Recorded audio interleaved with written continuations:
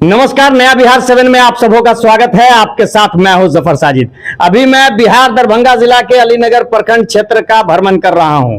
हमारे साथ जो ये लोग दिख रहे हैं, ये सभी किसी न किसी पार्टी के प्रवक्ता हैं, पार्टी के कार्यकर्ता हैं और अपनी अपनी पार्टी के लिए काम करते हैं।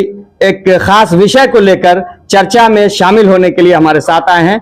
इनका परिचय मैं कराऊंगा, लेकिन उससे पहले आपको बता दूं कि आज का जो मुद्दा है वो ये है कि इस देश में डॉक्टर भीमराव अंबेडकर का लिखा हुआ जो कानून है, उसके मुताबिक 1947 के बाद यानी आजादी के बाद से किसी भी धर्म के लोगों को अपनी आस्था के साथ धार्मिक स्थल पर पूजा पाठ इबादत करने की पूरी आजादी है, जबकि उसमें किसी भी तरह का छेड़छाड़ करने के लिए दोनों पक्ष को शामिल होकर कानूनी प्रक्रिया को पूरा करने का प्रावधान है, जिसे इन दिनों देश में नहीं किया जा रहा है। देश में कानून की धज्जियां उड़ाते हुए कई रसूखदार पॉलिटिशियन ये चाहते हैं कि हम किसी भी धार्मिक स्थल को जल्दबाजी में कानून का सहारा लेकर गिरा दें या उसके नीचे कोई दूसरे धर्म का अवशेष निकाल दें। इन्हीं सब मुद्दों को बहस करने के लिए सबसे पहले कांग्रेस की ओर से अलीनगर प्रखंड अध्यक्ष मोहम्मद अंसार हसन, एसडीपीआई के विधानसभा प्रत्याशी अमजद इकबाल और जाप के छात्र नेता आसिफ आदिल हमारे साथ हैं। आप सबों का बहुत बहुत स्वागत है हमारे चैनल नया बिहार 7 पे। धन्यवाद। तो सबसे पहले आसिफ, आप बताइए कि हमने जो आज मुद्दा रखा है कि हर मस्जिद के नीचे मंदिर तलाश करना, यानी किसी भी धार्मिक स्थल के नीचे सर्वे का आदेश दे देना। डिस्ट्रिक्ट कोर्ट पे मैंने पहले भी एक डिबेट किया है कि डिस्ट्रिक्ट कोर्ट का आदेश जो होता है कि जल्दबाजी में किसी भी थाना को आदेश दे देना कि आप यहां जाइए और इस तरह से जाकर किसी भी धार्मिक स्थल के नीचे यानी किसी भी मस्जिद के नीचे सर्वे करके किसी तरह का छानबीन कीजिए या वहां मंदिर निकाल दीजिए, या कहीं पर भी किसी भी धार्मिक स्थल पर आपने सुना होगा कि अभी डिस्ट्रिक्ट कोर्ट ने अजमेर शरीफ पे भी एक याचिका किसी ने दायर किया था कि यहाँ शिवलिंग है या शिव का जो यहाँ अवतार हुआ करता था।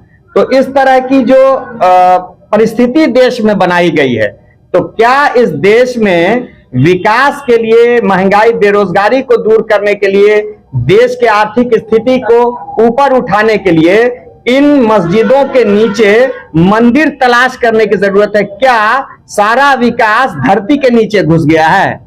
सबसे पहले आपका बहुत धन्यवाद इस खास मुद्दे पे डिबेट में हमें बुलाने के लिए। और आपको मैं बता दूं कि मैं पप्पूवादी छात्र नेता हूं, मगर अब हमारी पार्टी नहीं है, कांग्रेस में मर्ज कर गई है। सबसे पहले आपने कहा कि हर जगह जो है मंदिर ही तलाश की जा रही है। जब लोग निरंकुश राजा होगा, आपका हिटलर शाही रवैया होगा, तो ऐसा ही कुछ देखने को मिलेगा। आज जो भारत में सरकार है वो कठपुतली है आरएसएस की, बजरंग दल की, विश्व हिंदू परिषद की। सरकार नाम की चीज नहीं है। पूरी तरह से देश को धर्म के आंच में झोंककर हिंदू मुस्लिम की जो भाईचारगी है, भाईचारा जो हमारे देश की पहचान है, उसको खत्म करने की कोशिश की जा रही है। इसके अलावा और कुछ नहीं है। चुनाव जब भी नजदीक आते हैं तब आपको ईडी, सीबीआई और इस तरह के मुद्दे आपको देखने को मिलेंगे। इनको कोई काम तो करना है नहीं, क्योंकि काम करने के लिए है ही नहीं इनके पास। इनके पास बेरोजगारी कोई मुद्दा ही नहीं है। गरीबी जो कांग्रेस जवाहरलाल नेहरू के समय से लेकर अब तक बोलती हुई आई है, गरीबी के मुद्दे पे इनके प्रवक्ताओं को बुला लीजिए, एक शब्द नहीं बोलेंगे। सरकार के जितने भी प्रवक्ता टीवी चैनल पर डिबेट करने आते हैं, उनको मैं खुली तौर से अपनी ओर से भी चैलेंज करना चाहता हूं और आपके चैनल के माध्यम से भी कहना चाहता हूं कि बीजेपी के कोई भी एक नेता हमको 5 मिनट का भी डिबेट में भाग लेकर दिखा दे, जिसमें उनका इन 5 शब्दों को छोड़कर अगर वो 2 मिनट भी बोल सके तो मैं समझ जाऊंगा कि ये देश के लिए अच्छा सोचना चाहते हैं। इनकी मंशा ही नहीं है कि विकास हो, इनकी मंशा ही नहीं है कि शिक्षा के क्षेत्र में काम हो। ये सिर्फ और सिर्फ जब से मोदी गवर्नमेंट आई है तब से ये हर जगह जो है बस मंदिर मस्जिद हिंदू मुसलमान कैसे करना है, इनको तमाचे पे तमाचे जनता मारती हुई चली जा रही है। कई सारे राज्यों में इनका नतीजा बुरा होता हुआ नजर आ रहा है। अभी आपको नजदीकी इलेक्शन का बात बताऊं, झारखंड में आकर हेमंता विश्वा शर्मा जो एक गुंडा है, गुंडा प्रवृत्ति का लोग है, ये जब भी आता है माइक के सामने मीडिया के सामने तो आग ही उगलने का काम करता है। उसको झारखंड की जनता ने ऐसा भगाया कि उस दिन के बाद से उसने आज तक एक डिबेट नहीं किया है और एक भी बाइट नहीं दिया है किसी भी चैनल को। आप सोच सकते हैं देश की जनता अमन पसंद लोगों को पसंद करती है। सेवा आप कीजिएगा, आपकी पूछ होगी, हिंदू मुसलमान करने से नहीं होगा। और ये जो कोर्ट जो फैसला एक तरफे देता जा रहा है, बाबरी मस्जिद के बाद क्या तय हुआ था कि बाबरी मस्जिद को छोड़कर जब रिलीजियस वर्शिप एक्ट आया था, सभी धर्मों की स्वतंत्रता को लेकर एक एक्ट आया था जिसे हम वर्शिप एक्ट कहते हैं। वर्शिप एक्ट के अंतर्गत क्या हुआ था कि जो इमारतें जहां जैसे हैं, जो धर्म के कब्जे में है, वैसे ही वो चलती रहेंगी, उनमें फेर बदल नहीं हो सकता। वर्शिप एक्ट यही कहता है। खुले तौर से हमेशा लोग कह रहे हैं कि वर्शिप एक्ट का उल्लंघन किया जा रहा है। अजमेर शरीफ की बात जहां तक लाते हैं आप, तो अजमेर शरीफ में आप खुदाई की बात करते हैं। अजमेर शरीफ में मैं दावे के साथ कहता हूं ऐसा कुछ था तो मोदी जी आज क्यों नजर आ रहा है? चादर भेजते हैं आप, बड़े बड़े इनकी दोहरीकरण की नीति को समझना होगा। हिंदुस्तान के मुसलमानों से इनको नफरत है, मगर पाकिस्तान में जाकर नवाज शरीफ का बिरयानी इनको अच्छा लगता है। पाकिस्तान में जाएंगे तो नवाज शरीफ के यहाँ बिरयानी खाएंगे, उनके बिरयानी को खाकर आएंगे। शेख का जाकर सऊदी में एहतराम करेंगे, उनके सामने झुककर पेश आएंगे। कुछ ने पॉलिटिकल स्टंट है, हिंदू मुसलमान कुछ ने अपनी रोटी जहां से पूरी तरह से ये पॉलिटिकल स्टैंड है, इसको समझना होगा। और देश की न्यायपालिका कठपुतली बन गई है सरकार की, न्यायाधीशों को भी समझना होगा। अमजद इकबाल, एसडीपीआई के आप जो है विधानसभा प्रत्याशी हैं, तो हिंदुस्तान के अंदर में सभी धर्मों को बराबर से आजादी है कि अपनी अपनी आस्था के साथ पूजा पाठ इबादत करें। तो अब अचानक से इन 15 वर्षों में हर मस्जिद के नीचे शिवलिंग और धार्मिक मंदिर निकल रहा है। इससे पहले जवाहरलाल नेहरू के समय में, इंदिरा गांधी के समय में, वाजपेयी जी के जमाने में, या फिर और भी जितने लीडर्स यहाँ के प्रधानमंत्री गुजरे हैं, उनके जमाने में ये अवशेष या फिर इन मस्जिदों के नीचे मंदिर का कोई लोगों को ध्यान नहीं आया करता था, किसी तरह की याचिका नहीं पड़ती थी। इसी सरकार में याचिका क्यों इतनी पड़ रही है? सबसे पहले मैं एडीबी न्यूज का मैं इस्तेमाल करता हूँ, नया बिहार 7, और जो है नया बिहार 7 हो गया है जी। और कहना यह है, एसडीपीआई पार्टी जो है अभी जानते होंगे social democratic party of India, जो इसमें जो है ना मंदिर और मस्जिद की जो बात हो रही है, उसमें आरजेडी, जेडीयू, कांग्रेस, बीजेपी चारों जो है मिलके ये काम कर रही है। अच्छा, ये चारों मिलके काम नहीं करती। तो सबसे मैं पहले ये कह रहा हूँ, जो कांग्रेस की भी सरकार जो है, कांग्रेस के भी लोग हैं बिहार में, जो है नीतीश कुमार को हम लोगों ने वोट दिया। वो नीतीश कुमार की सरकार रहते हुए जो आज जो है बेहतरीन प्रतिक्रिया जी, ये रहते हुए मुस्लिम की कोई भी पार्टी आती है तो उनको कहती है बीजेपी की बी टीम है। अच्छा, तो मैं ये कह रहा हूँ कांग्रेस भी और आरजेडी और जेडीयू ये बीजेपी की बी टीम है, एसडीपीआई बीजेपी की बी टीम नहीं है। एसडीपीआई देखिए, जो कोरोना काल हुआ तो एसडीपीआई के लोगों ने कोरोना काल में जो मरे हुए लोग थे, उन जो हिंदू लोग भी थे, उनको जलाने के लिए वो एसडीपीआई के लोग ही गए थे। अच्छा, एसडीपीआई नाम नहीं सुनने को मिलता है कहीं? देखिए, नाम इसलिए सुनने को नहीं मिलेगा, कुछ लोग जो उनके चर्चित लोग हैं उन लोगों को जो सीबीआई जांच करवा देते हैं, कभी जो है उनके घर पे छापा ईडी से करवा देते हैं। दूसरी बात यह है, जो मुसलमान की जो बात करते हैं उन लोगों को गिरफ्तार कर लेते हैं। अच्छा। और जो हिंदू की बात करते हैं तो उनको क्या करते हैं, माला पहनाते हैं। प्रशांत किशोर के बारे में क्या? वो बीजेपी की बी टीम है, ये बता दीजिए। ओवैसी साहब? ओवैसी साहब नहीं है बीजेपी की बी टीम। पीके है? पीके है, बिल्कुल है। एसडीपीआई नहीं है, SDPI social democratic party of India, उसमें जो है पार्टी पे जो है टीका टिप्पणी हो गया, वाद विवाद हो गया। आपका आज का मुद्दा ये है कि हिंदुस्तान में मुसलमानों की आजादी धर्म की आजादी और इबादत और आस्था की जो आजादी है उसको कैसे छीना जा रहा है? देखिए, सबसे पहले ये काम जो है कांग्रेस ही किया है। बाबरी मस्जिद पे ना ये लोग ऐसा हरकत करता, ना आज ये नजर आता। राजीव गांधी ने ताला खुलवाया। जी बिल्कुल, राजीव गांधी ने ताला बुनियाद डाला था। जी बुनियाद डाला, और उसका जो है ना पूरा जो है बीजेपी अपना रहा है। अच्छा, अब बीजेपी नहीं, बीजेपी में सब हिंदू नहीं कर रहे हैं, सब आरएसएस के लोग और बजरंग दल के लोग कर रहे हैं। आरएसएस वाले पाकिस्तान में जाके बिरयानी खाते हैं। आज बताते हैं आरएसएस वाले और बजरंग दल वाले बाबा बागेश्वर धाम, ये बता दीजिए उन पर ईडी कभी छापा मार रही है? क्या देश दो रही है? बाबा जो है धीरेन्द्र शास्त्री है, वो जो है बीजेपी के लिए बिल्कुल काम कर रही है। लड़ाई होगा बस, उसके अलावा और कोई काम नहीं लेकिन करेगी। इस देश को धर्म के आधार पर बांटना उचित नहीं है। हम लोग जो पत्रकारिता करते हैं सिर्फ इसलिए कि ये धर्मनिरपेक्ष देश है।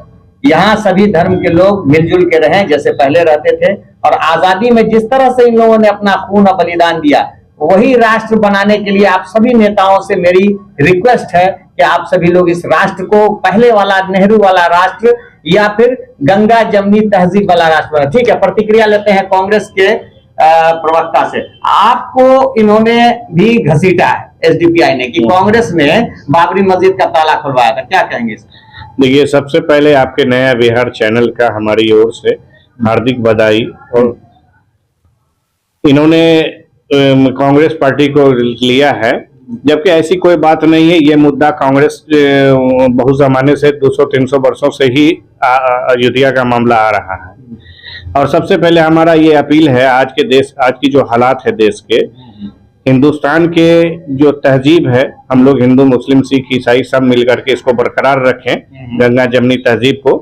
और ये जो अभी चल रहा है हिंदुस्तान में, हर मस्जिद के नीचे आपको मंदिर नजर आ रहा है। ये माननीय नरेंद्र मोदी जी, हमारे देश के प्रधानमंत्री, हमारे देश के गृह मंत्री और हमारे देश के भाजपा के शासित राज्यों के मुख्यमंत्री के ही इशारे पर सारा खेला बेला चल रहा है। सिर्फ मस्जिद ही नहीं, सिर्फ मस्जिद, मैं बता रहा हूँ मुसलमानों की जो धार्मिक स्थल है, मस्जिद को के अंदर मंदिर निकाल देना है और कब्रिस्तान में शमशान निकाल देना है। हिंदुस्तान को पाकिस्तान पहुंचा देना है और बांग्लादेश पहुंचा देना है, इतना ही चल रहा है। तो मेरा ये कहना है कि हम सब जो हिंदू मुस्लिम सिख ईसाई गंगा जमुना तहजीब के मानने वाले लोग हैं, हम लोग आपस में एकता बनाए रखें, ऐसे लोगों की पहचान करें अपने समाज में और उनका बहिष्कार करें। तो इसको जो है समाज जो है सुधारेगी, क्योंकि जनता ही वोटर है। समाज ही अपने रहने वाले आस पड़ोस के लोगों को समझेगी कि सब इंसान है, सारे धर्म के त्योहार अच्छे हैं, सब लोग एक साथ खूबसूरती से यहाँ रहे, तभी हिंदुस्तान अच्छा दिखता है। ये हिंदुस्तान नाम क्यों खूबसूरत है? इसलिए कि यहाँ सब धर्म के लोग कई प्रकार के त्योहारों के साथ एक दूसरे के खाने में, दुख में, सुख में शामिल हैं। इसीलिए हिंदुस्तान सबसे अच्छा है, सबसे खूबसूरत। देखिए, हमारे यहाँ जो भी हिंदू हैं, मुस्लिम हैं, हम लोग मेरे जो फ्रेंड लोग हैं, हम उनके हर त्योहार में जाते हैं। छठ पूजा है, दिवाली है, दुर्गा पूजा है, वो भी हमारे यहाँ ईद है, बकरीद है, मुहर्रम है, शबे बारात है, रमजान के पर्व में भी हमारे यहाँ आते हैं।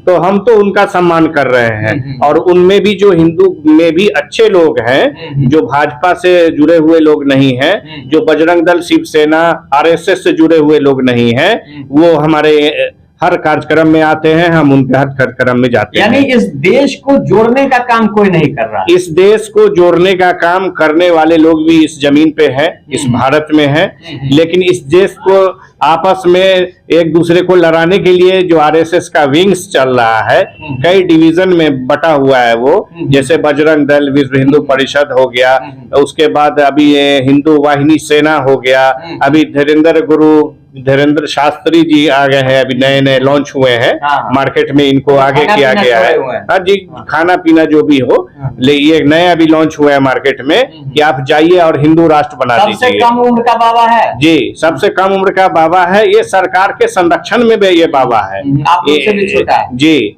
हम लोग से तो बहुत छोटा है उम्र में, लेकिन ये सरकार के संरक्षण में है। और ये बिना सरकार के सहमति से हिंदुस्तान के किसी भी जमीन पे किसी भी तरह का उपद्रव नहीं हो सकता है। तो हम लोग डिबेट कर चुके हैं। आज का जो मुद्दा है वो ये है कि भीमराव अंबेडकर के लिखे हुए कानून के मुताबिक एक ही धर्म को टारगेट करके धर्म स्थलों के नीचे कोई दूसरे धर्म को तलाश करना। मैंने आपको कहा ना कि हम लोग हिंदुस्तान में भीमराव अंबेडकर के संविधान को मानने वाले हैं और जब तक हम लोगों की अंतिम सांस रहेगी हम इनको मानते ही रहेंगे। थोड़ी सी प्रतिक्रिया ले लेते हैं। युवा कार्यकर्ता है ये खालिद फरीदी, AIMIM के सपोर्टर हैं।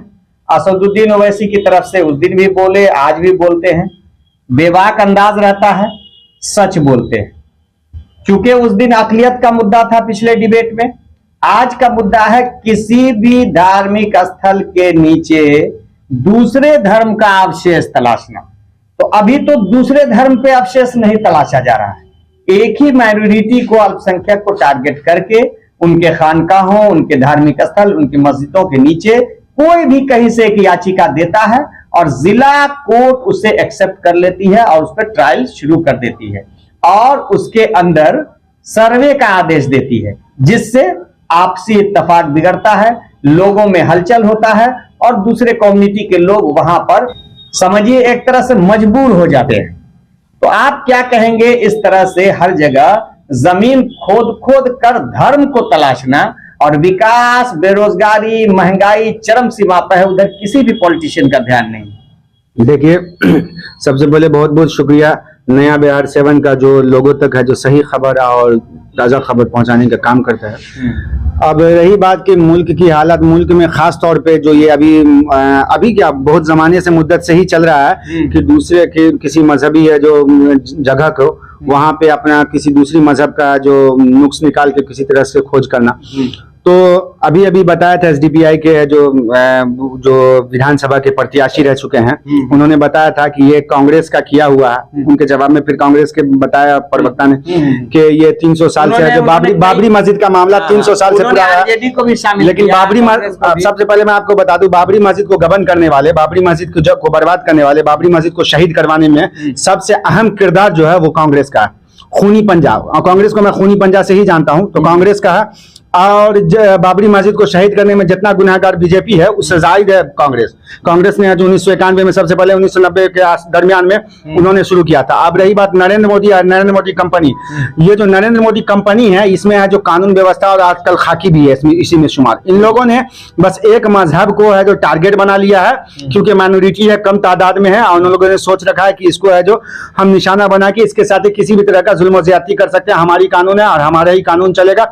बाबा साहब का लिखा हुआ जो संविधान है महज वो एक संविधान है जिसकी दुहाई दी जाती है, लेकिन भाजपा है जो उस संविधान पे अब तक न मुल्क चला रहा है, न मुल्क का किसी भी एतबार से कुछ भी नहीं चला रहा है। भाजपा कानून में तो लिखा हुआ है कि आजादी के बाद उसको मानना ही तो स्थल में संशोधन नहीं कर। अरे आरएसएस की है जो ये जो मानसिकता है, आरएसएस के है जो बनाए हुए नक्शे कदम पे चल रही है बीजेपी। वो संविधान जो बाबा साहब का लिखा हुआ संविधान है वो महज एक किताब है जिसको है जो आप बीजेपी ने शायद खोल के भी कभी नहीं देखा होगा।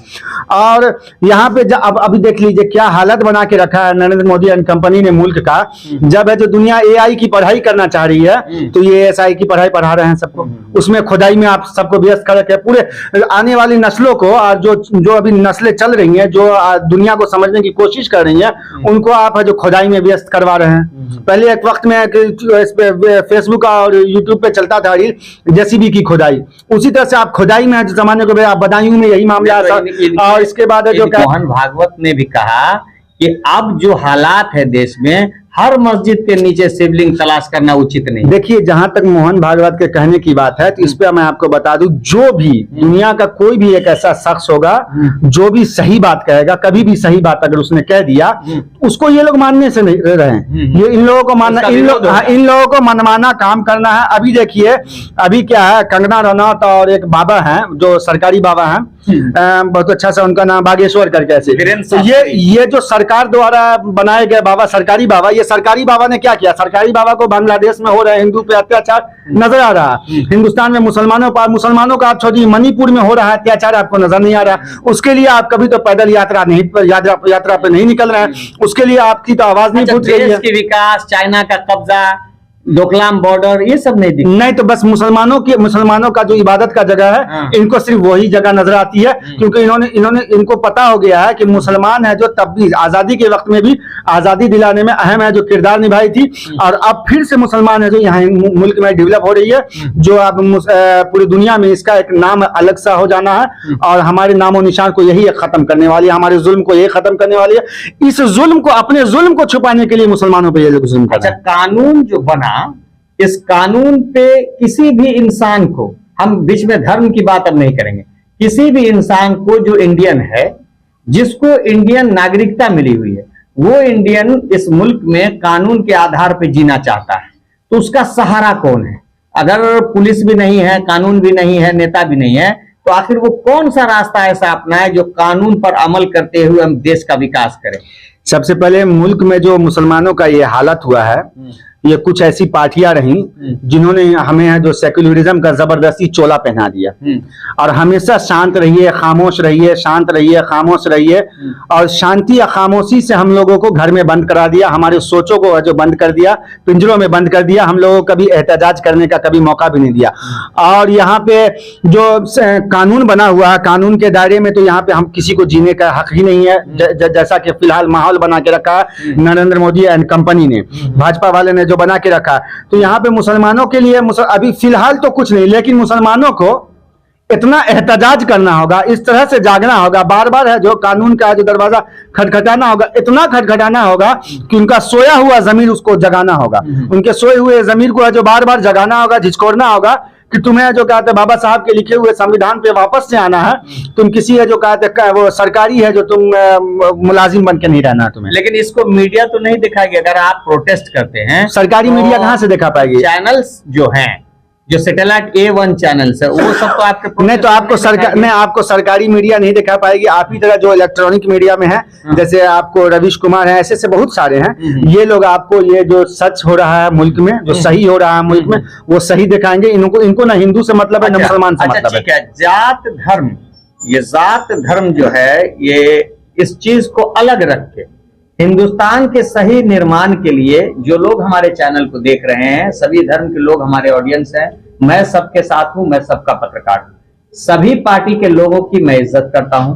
तो मैं चाह रहा हूं कि इस तरह के असामाजिक तत्व को अलग करके अगर जनता चाहे तो इस राष्ट्र का बेहतरीन निर्माण फिर से एक बार कर सकती है, और सभी लोग उस तरह से मिलजुल कर रह सकते हैं जो शायरों ने शेर में लिखा, तरानों में लिखा है, जिसको हम झंडोत्तोलन के समय पढ़ते हैं, गाते हैं, झंडा को सैल्यूट करते हैं। वो आजादी का एक प्रतीक है, और इसको फिर से ला करके लोगों के बीच में वही प्यार मोहब्बत फिर से राइज कर सकते हैं। इसके लिए जनता को क्या करना होगा?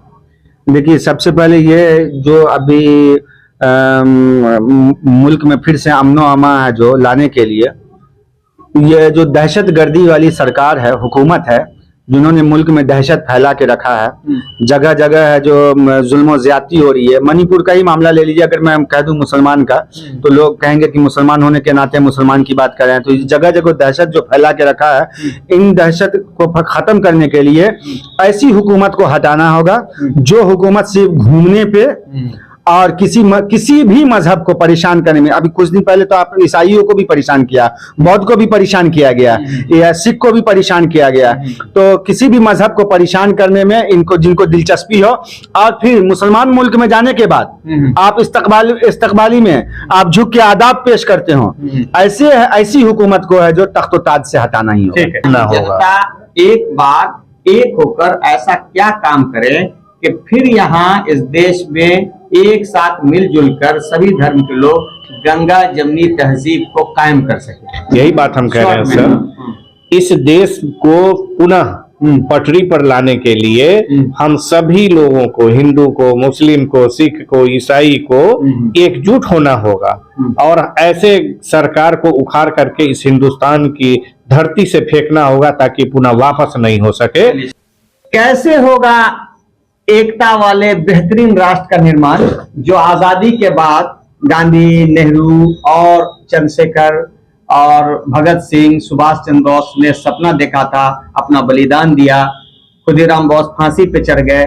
उस राष्ट्र के निर्माण का सपना उन्होंने देखा था जहां सभी लोग खुशहाली से जिए, कोई किसी को उंगली न उठाए कि तुम कहाँ के हो, क्यों हो, तुम्हारी क्या पूजा है, तुम्हारा क्या धर्म स्थल है। ऐसे राष्ट्र के निर्माण के लिए शॉर्ट में क्या करना होगा? सबसे पहली बात है कि जितने भी धर्म के लोग हैं उनको सरकार की बातों को नहीं मानना चाहिए। सरकार जो कह रही है उनका तो मंशा ही है आपको लड़ाने का। आप अगर सही में अमन पसंद बनना चाहते हैं तो आप हिंदू धर्म के मानने वाले हैं तो आप गीता को पढ़िए, पुराण को पढ़िए, वेद को पढ़िए। अगर आप मुस्लिम धर्म को मानने वाले हैं तो कुरान को पढ़िए। अगर आप सिख धर्म को मानने वाले हैं तो उनकी धार्मिक पुस्तकों को पढ़िए। आपका धर्म ही आपको बतला देगा कि किस तरह से हमें अमनो अमान के साथ देश में रहना है।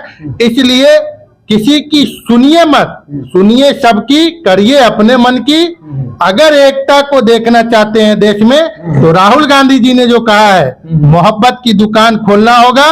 पप्पू यादव जी जो हमेशा कहते हैं सर्वधर्म संभाव वासुदेव कुटुंबकम, अंततः सत्य परेशान हो सकता है मगर पराजित नहीं होता है। ये थोड़े देर का बलबला है, धुआं है, ये सब समाप्त हो जाएगा क्योंकि नफरत हर हाल में हारेगी।